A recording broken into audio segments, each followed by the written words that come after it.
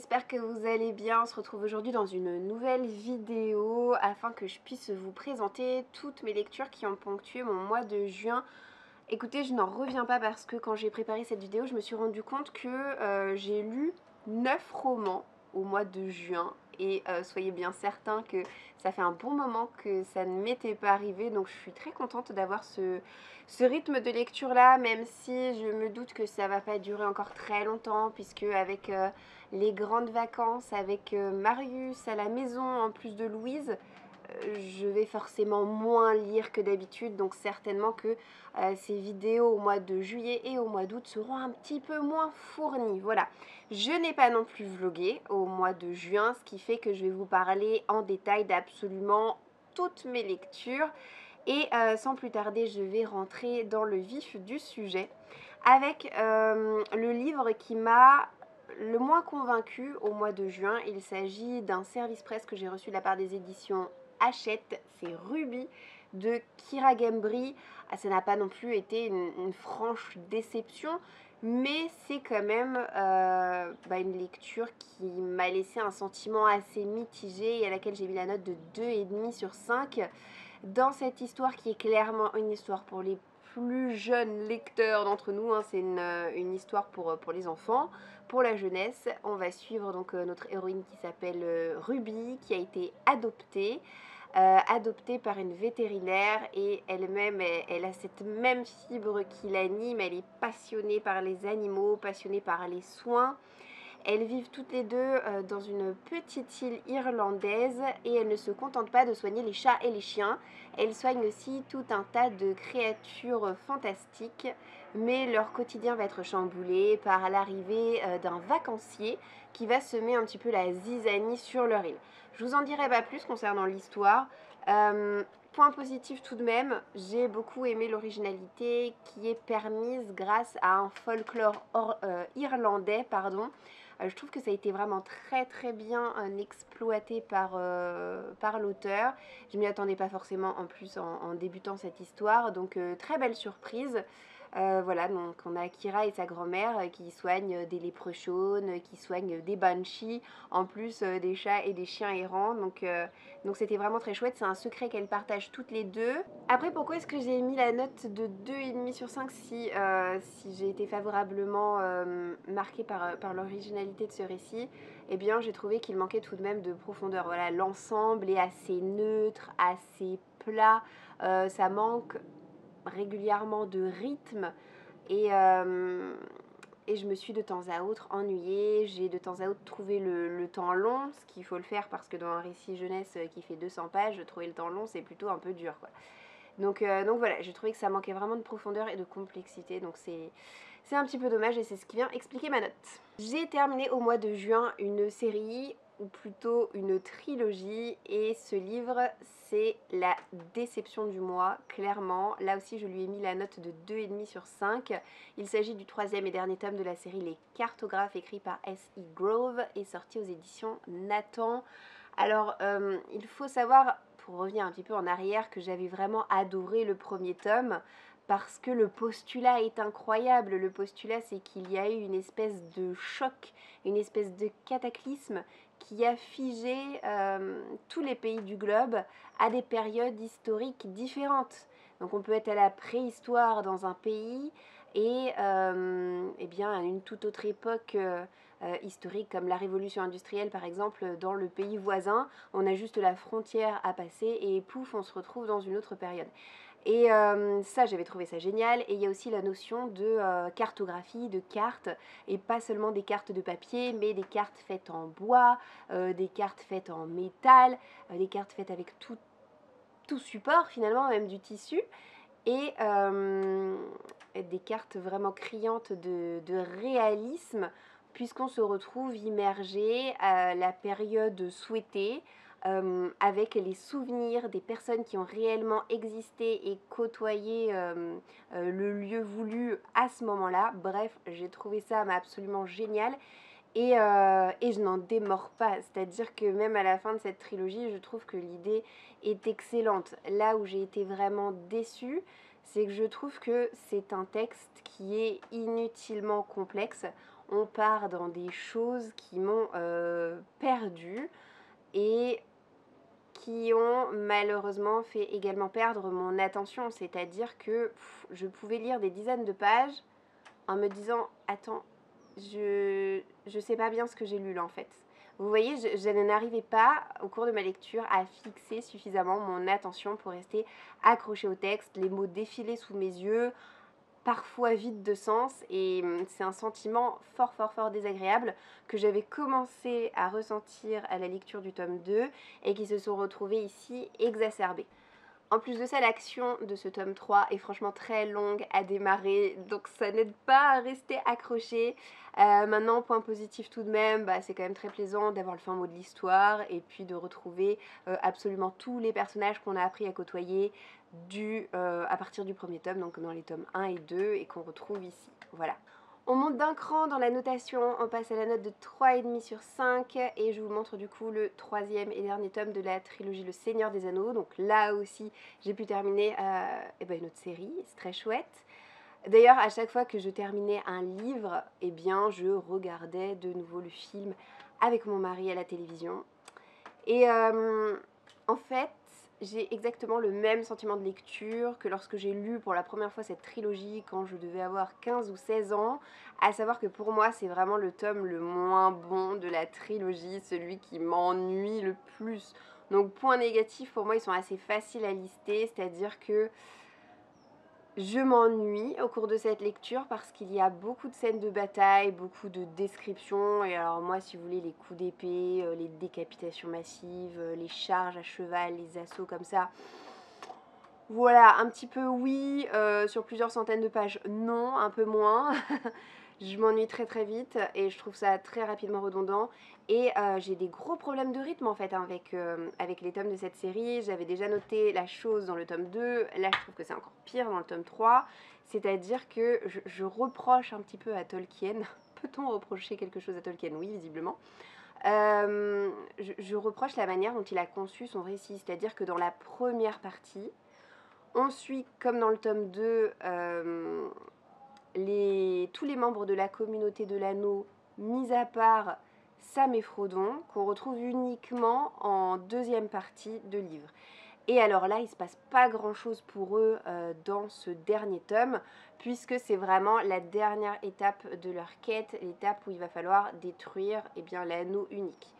Donc j'ai trouvé que c'était vraiment mieux fait dans le film, où le découpage est très différent, puisque le troisième film nous permet de revenir sur des séquences, je pense notamment à la scène avec la grosse araignée velue, qui n'est pas présente dans le tome 3, puisque c'est quelque chose que l'on voit déjà passer à la fin du tome 2. Mais si vous voulez, c'est tellement cru, il se passe tellement pas grand chose que je comprends tout à fait que le réalisateur ait pris des éléments du deuxième livre pour les inclure dans son troisième film, parce que franchement sinon on allait se faire suer et on n'allait pas avoir grand chose à raconter. Point positif tout de même, j'ai adoré la fin est super. J'aime les fins comme ça où on a une fin après la fin, c'est-à-dire que grosse résolution de la problématique. Et ensuite, on voit un petit peu le cheminement de chacun des personnages, ce qu'ils vont devenir, comment ça va se terminer pour eux d'un point de vue personnel, etc. Et ça, c'est quelque chose que j'apprécie beaucoup, beaucoup à voir à la fin d'un livre. Ensuite, avec la même note, je vous montre ce livre-ci qui est Le Chagrin des Vivants, écrit par Anna Hope. Alors, c'était mon premier livre de cet auteur, et pour la petite histoire, pourquoi est-ce que j'ai commencé à m'intéresser au récit de cet auteur, c'est parce que j'ai lu Le Bal des Folles de Victoria Mass l'année dernière, qui m'a assez désappointée parce que je m'attendais franchement à mieux après le battage médiatique qu'il y a eu autour de son roman. Et j'aimais beaucoup le postulat, j'aimais beaucoup le sujet, et je sais que le deuxième roman de Anna Hope reprend un petit peu cette thématique-là. Et j'ai très envie de le lire, je ne me le suis pas encore acheté, mais vous le savez, moi quand je découvre une auteure, j'aime commencer par ses livres les plus anciens, ses premières publications. Donc c'est pour ça qu'un jour je me suis pris Le Chagrin des Vivants. Donc Le Chagrin des Vivants, c'est un roman historique qui revient sur l'après Première Guerre mondiale, puisqu'on est en 1920, on est en Angleterre, et c'est un roman qui est sur une très courte temporalité, puisque ça se découpe en 5 journées. Pendant ces 5 journées, on va suivre le point de vue de plusieurs femmes, elles sont 3 si je ne m'abuse, et on va suivre leur quotidien, leurs désillusions, leurs doutes, leurs questionnements. Et le contexte, c'est le rapatriement du soldat inconnu. Voilà. Alors là, globalement mon avis est bon, globalement mon avis est positif, mais j'ai quand même des petits bémols à émettre par-ci par-là. C'est-à-dire que l'atmosphère de ce livre est très particulière. C'est un livre que j'ai trouvé qui était très bien écrit, la plume de l'auteur est vraiment soignée et immersive, mais l'atmosphère en elle-même, c'est-à-dire que lisez pas ce livre si de base vous avez le bourdon, parce que l'ambiance est très poisseuse, très sombre, très glauque. On s'amuse pas dans ce roman, franchement on s'amuse pas. On a des femmes qui sont devenues veuves, on a des femmes qui ont perdu des êtres proches ou qui se demandent si elles les ont perdus, ou bref, elles essaient de s'en remettre. Le contexte financier, économique et social est loin d'être excellent. Donc la plupart de ces femmes vivent dans le dénuement et oui, leur quotidien n'est vraiment pas chouette. Par ailleurs, ce qui est assez paradoxal, c'est que même si le livre se passe sur 5 jours, le rythme est très très lent. Il ne faut pas du tout lire ce livre parce que vous voulez avoir des actions à n'en plus finir. Non, il faut lire ce livre pour le côté immersif, pour l'intérêt historique, parce que j'ai trouvé que c'était un récit qui était vraiment très très bien documenté. On voit que l'auteur s'est renseigné énormément avant d'écrire son livre et c'est très plaisant du coup de ce point de vue-là. Et c'est surtout un livre qui met la part belle sur des figures féminines et sur la reconstruction de soi. Donc voilà, c'est 2 thèmes assez forts que j'ai apprécié retrouver dans cette histoire. C'est la toute première fois que je vous filme une vidéo dans mon jardin, mais vraiment, c'est tellement agréable. Il fait beau et il fait chaud, mais à la fois pas trop. Vous voyez, par exemple, la semaine prochaine, jamais je vais me dire je vais vous filmer une vidéo dans le jardin alors qu'ils annoncent de nouveau une canicule. Mais là, c'est très très agréable. J'ai le micro poilu et j'espère que du coup, vous n'entendrez pas les pouettes parce que je vous tourne cette vidéo en un samedi après-midi forcément. Saison des mariages oblige, ça tutue dans tous les sens. Donc bon, on verra, je suis curieuse de voir ce que ça va donner au montage. Je poursuis et le livre suivant, avec là aussi un 3,5 sur 5, c'est le premier tome d'une série de Cozy Mystery que j'ai découvert là tout récemment. C'est une enquête de Loveday Rider, donc c'est Le Corbeau d'Oxford ce premier tome. C'est écrit par Faith Martin et c'est sorti aux éditions HarperCollins. Et j'en ai quand même entendu beaucoup parler de cette histoire et comme je m'intéresse de plus en plus au Cozy Mystery, c'était obligé que je finisse par me procurer ce premier tome. Mais je pense que j'ai placé la barre trop haute parce que je m'attendais, je sais pas, à un 4 ou un 5 sur 5 ou un coup de cœur. Mais à mon sens, c'est pas du tout du même niveau que les détectives du Yorkshire, c'est quand même clairement en dessous. Après, ça reste un premier tome, donc sait-on jamais pour la suite. Alors au niveau de la période historique, donc on est au XXe siècle, c'est une histoire qui se passe en Angleterre, à Oxford, on est en 1960.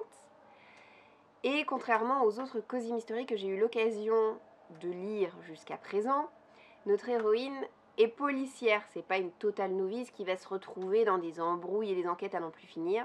Non, elle est policière, c'est son métier. Donc elle s'appelle Loveday. Et le problème, c'est qu'elle est débutante et qu'on est au XXe siècle et que la femme policière n'est pas très très bien considérée. On lui donne des enquêtes, si on peut appeler ça des enquêtes, vraiment à râler pâquerette. C'est-à-dire appréhender des voleurs de sac à main dans la rue, faire de la paperasse, préparer du café, voilà, ça s'arrête là. Sauf que Loveday, elle est très ambitieuse et elle rêve clairement d'autre chose et elle a hâte de faire ses preuves. Et dans ce livre, elle va collaborer avec un homme qui s'appelle Ryder et qui est coroner. Et tous les deux, ils vont mener une enquête ensemble.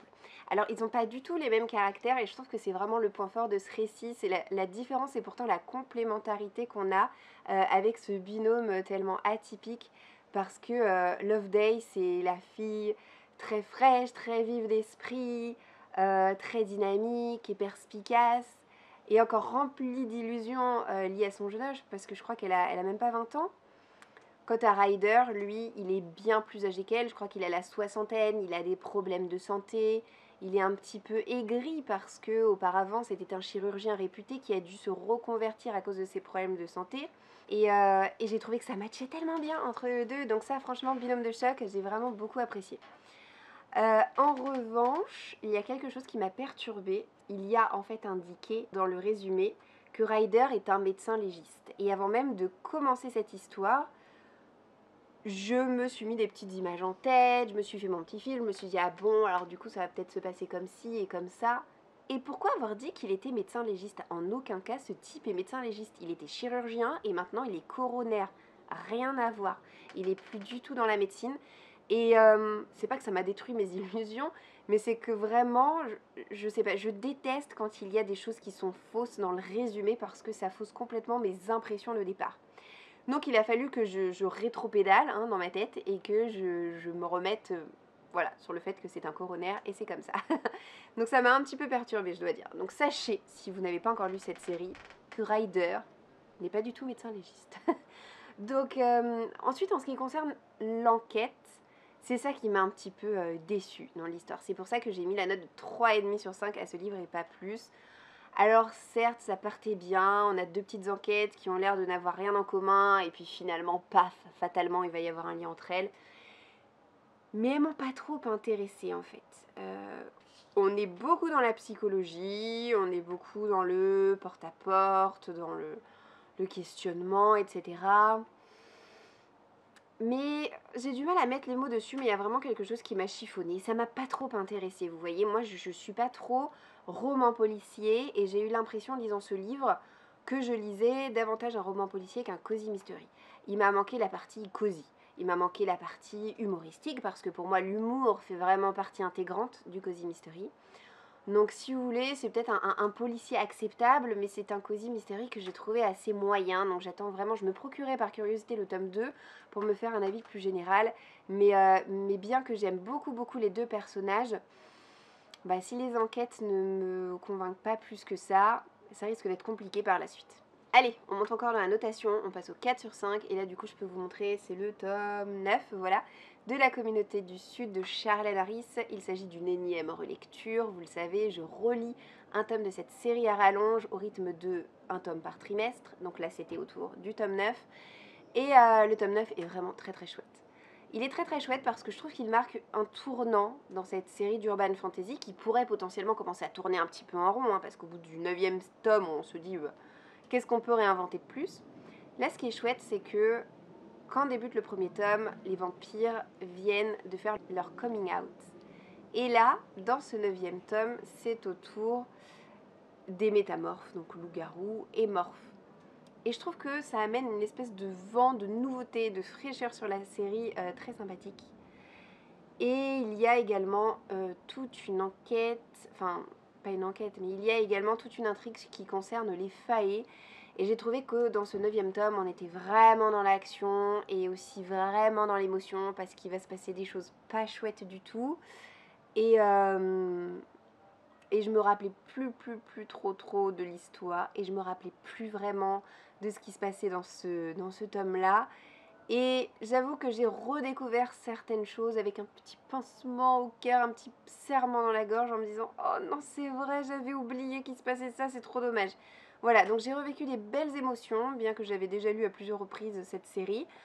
Et j'ai passé un très bon moment. De toute façon, avec Suki, on ne s'ennuie que rarement.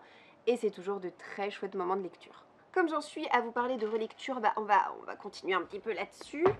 Puisque j'ai également relu Jamais plus de Colleen Hoover. Il faut savoir que c'est l'un de mes romans préférés de l'auteur. Et j'ai revécu absolument tout ce que j'avais ressenti lors de ma première lecture, donc c'était absolument fantastique. Ça avait été un coup de cœur à ma première lecture. Alors bon là, est-ce que je peux dire que c'est vraiment un coup de cœur? Oui, je me suis régalée, mais si vous voulez, l'attrait de la nouveauté était passé, il n'y avait plus d'effet de surprise non plus, je me rappelais de tout. Mais il n'empêche que j'ai énormément savouré cette lecture. Est-ce que je vous dis de quoi parle ce texte? Peut-être pas, si vous ne l'avez pas lu, ce serait vraiment vous spoiler un élément essentiel dans le récit, donc je ne vais pas vous le dire. En revanche, je peux vous dire que notre héroïne qui s'appelle Lily, elle est fleuriste. C'est une reconversion très récente. Elle vient de s'installer à Boston, elle vient d'ouvrir sa boutique de fleurs. Elle essaie de se démarquer un petit peu des autres boutiques qui existent alentour. Et elle va faire la connaissance d'une jeune femme qui va devenir son employée et sa meilleure amie.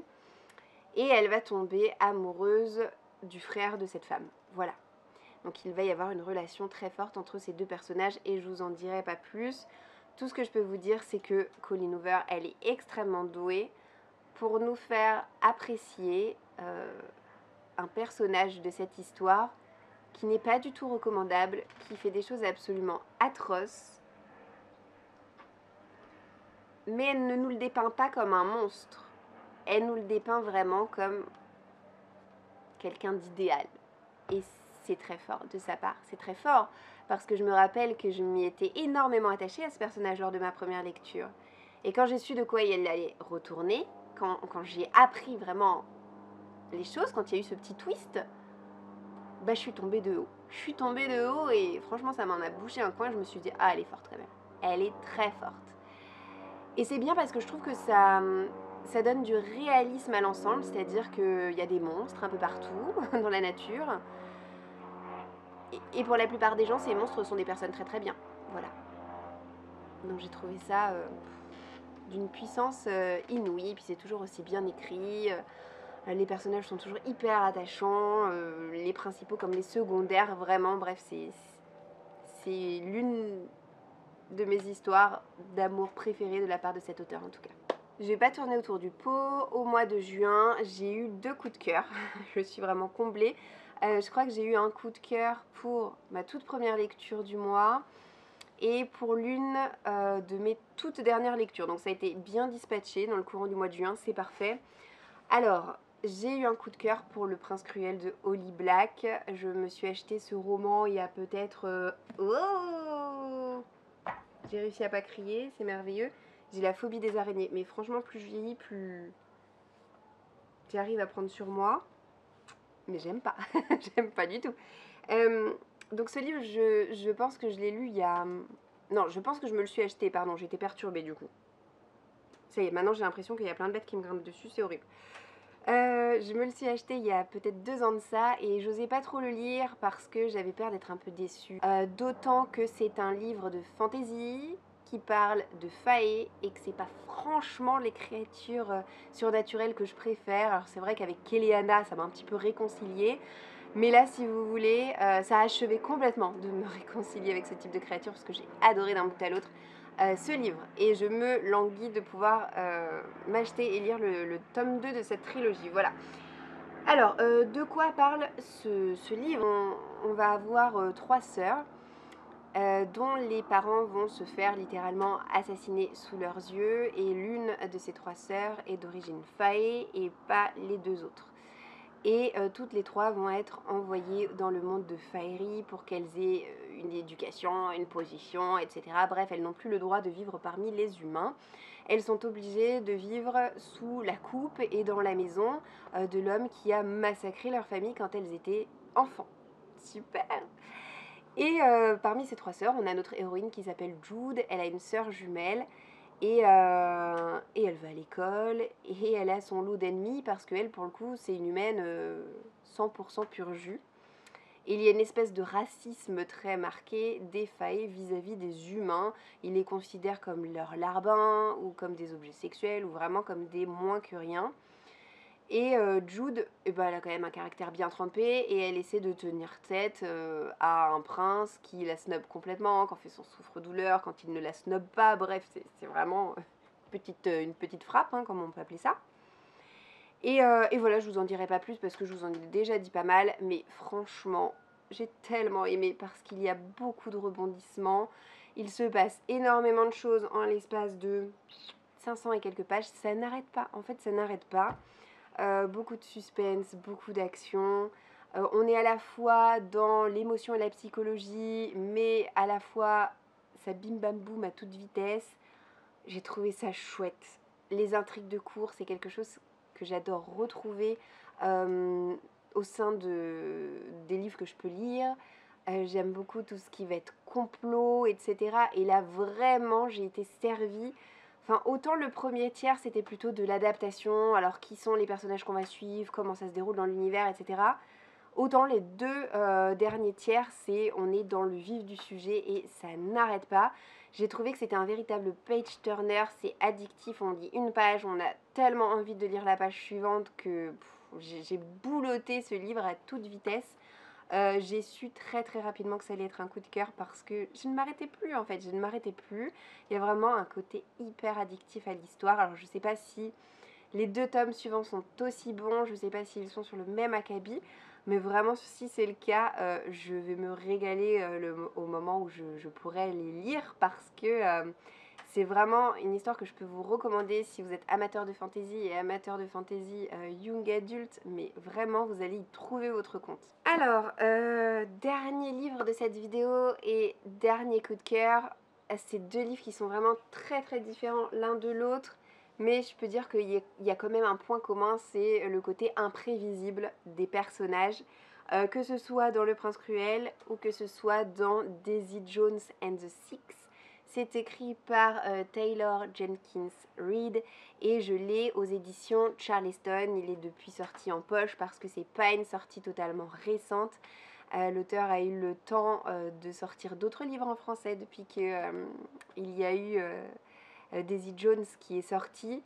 Et oh là là, c'est vraiment un livre qui m'a marqué parce qu'il ne ressemble à aucun autre. On va découvrir le quotidien d'un groupe de rock totalement fictif dans les années 70 et franchement, le moins que l'on puisse dire, c'est que c'est une histoire qui déménage. Alors, j'ai vraiment aimé le format de ce récit, c'est-à-dire que c'est écrit sous forme d'interview, puisqu'on a une journaliste qui va interviewer les différents membres du groupe Daisy Jones and the Six. Donc on a parmi les Six un chanteur et 5 musiciens. Et puis aussi leur agent, le photographe du groupe, etc. Bref, toutes les personnes qui les ont côtoyés de près ou de loin sur plus d'une dizaine d'années, je ne sais plus exactement combien de temps, mais vraiment ça a été un travail de longue haleine pour cette journaliste. Et j'ai trouvé que ce récit est absolument exceptionnel parce qu'il y a un caractère très très très réaliste à l'ensemble.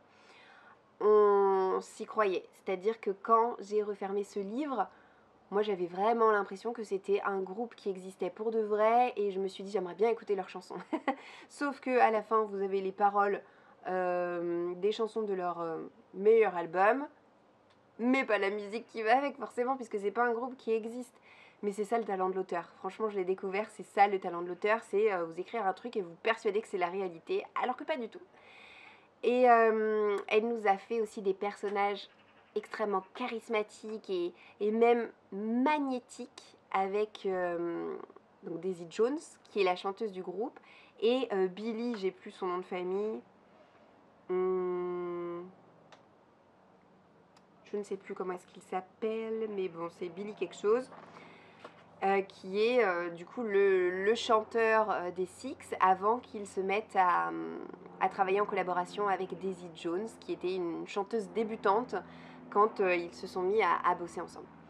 J'ai jamais été très portée sur la musique, et certainement pas la musique rock. Je veux dire, c'est pas du tout mon truc, mais j'ai su faire totalement abstraction de mes goûts musicaux en lisant ce livre parce que franchement, oh, c'était absolument génial. C'est toutes les dérives des années 70, on a le sexe, l'alcool, les drogues, bref, c'est un récit qui est justement très rock'n'roll, qui est très réaliste de ce côté-là. L'auteur vraiment n'omet rien, mais a réussi à mettre à la fois une force et une fragilité dans ses personnages absolument déconcertantes et absolument addictives pour nous lecteurs. Là aussi, c'est un récit que j'ai bouloté à toute vitesse parce que déjà le format fait que ça se lit vite. Si vous voulez, c'est écrit sous le format d'interview. Donc on a Graham, Eddie, Billy, Graham, Karen, Rod, Billy. Ça défile très très très très vite. Et on a comme ça le point de vue sur des événements de chacun des personnages qui ont composé ce groupe. Oh mon dieu, c'était merveilleux. C'était merveilleux. Je regrette qu'il n'y ait pas davantage de livres qui me font cet effet-là. J'adore quand on sort des sentiers battus, et là c'est clairement le cas. Que vous aimez la musique ou non, que vous aimiez le rock ou non, regardez-moi, voilà, c'est pas le cas. Et pourtant, je peux que vous recommander chaudement ce récit parce que il vous fera vivre des choses absolument intenses. Je n'ai absolument rien à reprocher à ce titre. C'était un livre et une lecture absolument merveilleuse et totalement atypique. Et c'est avec ce roman absolument incroyable que je conclus cette vidéo. J'espère que vous aurez passé un agréable moment en ma compagnie. Je pense que ça a été une vidéo un petit peu plus longue que d'habitude dans le sens où, comme j'ai pu vous le dire, je n'ai pas vlogué au mois de juin. Du coup, on se retrouve avec une vidéo dans laquelle je vous donne mon avis sur absolument tous les livres que j'ai lus, et il y en a eu beaucoup en juin. Mais c'est pas grave, on était dehors, ça changeait de d'habitude, il faisait beau, il faisait chaud, on a passé un très bon moment ensemble. En tout cas, moi, je me suis éclatée à vous tourner cette vidéo, donc pour moi, c'est le principal. Et n'hésitez pas à me laisser, comme d'habitude, un petit message pour me dire si vous avez lu certains des romans dont je vous ai parlé aujourd'hui, ou si j'ai pu vous donner envie d'en découvrir certains. Je serais très contente si ça pouvait être le cas, vraiment, surtout mes 2 coups de cœur du mois. Et comme d'habitude, je vous dis à très bientôt dans une prochaine vidéo. Ciao ciao!